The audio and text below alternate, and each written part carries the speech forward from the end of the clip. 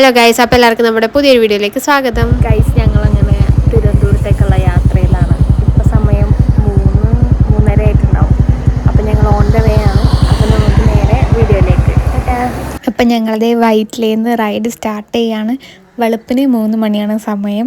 സാധാരണ എനിക്ക് രാവിലെ എഴുന്നേൽക്കുക എന്നുള്ളത് ഭയങ്കര മടിയുള്ള കാര്യമാണ്.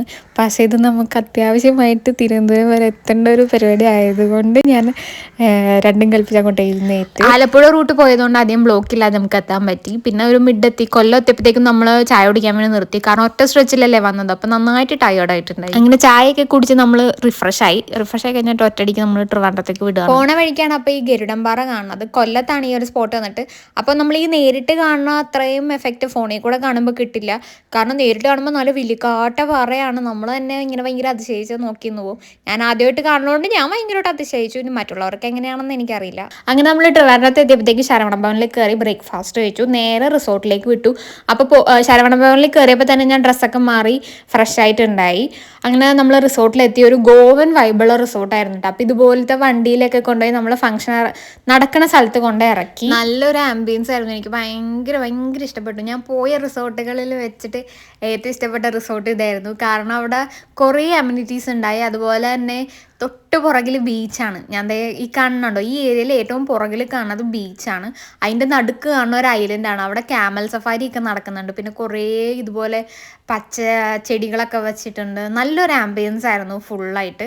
അപ്പം നമ്മൾ ഇവിടേക്ക് കുറേ നേരം കറങ്ങി നടന്നിട്ട് നേരെ നമ്മുടെ ഫംഗ്ഷൻ നടക്കുന്ന സ്ഥലത്തേക്ക് പോയി. ഈ ഫ്രണ്ടിൽ ഇരിക്കുന്നതാണ് ഞങ്ങളുടെ മാനേജർ. അങ്ങനെ കേക്ക് കട്ടിങ് ഒക്കെ കഴിഞ്ഞ് നമുക്ക് കേക്ക് കഴിക്കാൻ തന്നു. പിന്നെ നേരെ ഫുഡിങ് പരിപാടിയിലേക്ക് പോയി. അപ്പോൾ അവിടെ കുറേ type of varieties of salads, varieties of pickles, അങ്ങനെ കുറേ വെറൈറ്റീസ് ഉണ്ടായി. ഞാൻ ആദ്യമായിട്ടാണ് ഇങ്ങനത്തെ ഒരു ബൊഫേ കഴിക്കണത്. അപ്പോൾ ഫസ്റ്റ് ടൈം എക്സ്പീരിയൻസ് ആയതുകൊണ്ട് തന്നെ ഞാൻ നന്നായിട്ട് അറുമാതിച്ച് അങ്ങോട്ട് കഴിച്ചു. അതായത് വാരി വലിച്ച് കഴിച്ചു എന്നല്ല, അത്യാവശ്യം നന്നായിട്ട് ടേസ്റ്റ് ചെയ്യാൻ പറ്റി പല വെറൈറ്റീസ് ഓഫ് ഫുഡ്. ഞാൻ ഇതുവരെ കഴിക്കാത്ത ടൈപ്പ് ഓഫ് ഫുഡുകളായിരുന്നു. പിന്നെ നമ്മുടെ കേരള ഡിഷസ് ഉണ്ടായി. അത് നമ്മൾ എപ്പോഴും കഴിക്കുന്നതുകൊണ്ട് ഞാൻ അധികം അങ്ങോട്ട് ട്രൈ ചെയ്തില്ല. കൂടുതലും നോർത്ത് ഇന്ത്യൻ ടൈപ്പ് ഓഫ് ഫുഡുകളാണ് ടേസ്റ്റ് ചെയ്തത്.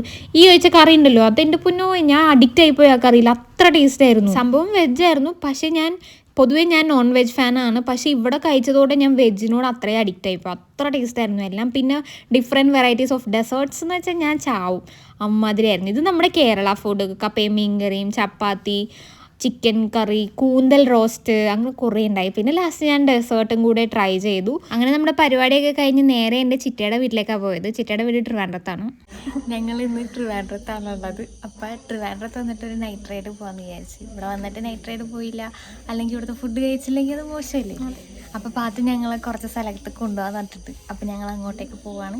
അപ്പോൾ നമുക്ക് അവിടെ ചെന്നിട്ട് കാണാം. ടാറ്റാ. അങ്ങനെ നമ്മുടെ മറൈൻ ഡ്രൈവ് പോലത്തെ ഒരു സ്ഥലം ഉണ്ടായി ട്രിവാൻഡ്രത്ത്. അങ്ങനെ അവിടെ പോയി. അത് കഴിഞ്ഞിട്ട് നമ്മൾ ഫുഡ് സ്ട്രീറ്റിൽ പോയി. അവിടെ ചെന്നിട്ട് നമ്മൾ കരിക്ക് ഷേക്ക് ഓർഡർ ചെയ്തു. ഞാൻ ഇതുവരെ കരിക്ക് ഷേക്ക് കുടിച്ചിട്ടില്ല. ഷാർജ ഷേക്ക്, ചോക്ലേറ്റ് ഷേക്ക് എന്നുള്ള വെറൈറ്റീസ് അല്ലാതെ കരിക്കിൻ്റെ കുടിച്ചിട്ടുണ്ടായില്ല. അപ്പോൾ ചേട്ടൻ ചവസയും ചമ്മന്തിയും കഴിച്ചു, ഞങ്ങൾ ഷേക്കും കുടിച്ചു. എങ്ങനെയുണ്ട്?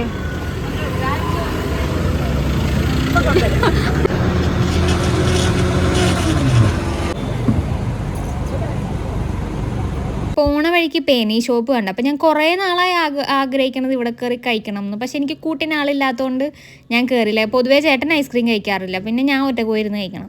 അപ്പോൾ ഇന്നിപ്പോൾ പാത്തുള്ളതുകൊണ്ടും ഞങ്ങൾ 3 പേരും കൂടെ ഉള്ളത് കൊണ്ടും ഞങ്ങൾ പെനി കയറി ഐസ്ക്രീം വാങ്ങിച്ചു. സ്പാനിഷ് ഡിലൈറ്റും പിന്നെ ഒരു മാംഗോ ഫ്ലേവറുമാണ് വാങ്ങിച്ചത്. എനിക്ക് സ്പാനിഷ് ഡിലൈറ്റ് ഇഷ്ടമായില്ല, മാംഗോ പിന്നെയും കുഴപ്പമുണ്ടായില്ല. ഞങ്ങൾ അങ്ങനെ കറക്കമൊക്കെ കഴിഞ്ഞ് തിരിച്ചെത്തി. സമയം ഇപ്പോൾ 12 മണി ആയിട്ടുണ്ട്. അപ്പോൾ ഇത്രയുള്ള ഇന്നത്തെ ഒരു വീഡിയോ കൊണ്ട് ഇഷ്ടപ്പെടണമെങ്കിൽ ലൈക്ക് ചെയ്യുക, ഷെയർ ചെയ്യുക, സബ്സ്ക്രൈബ് ചെയ്യുക.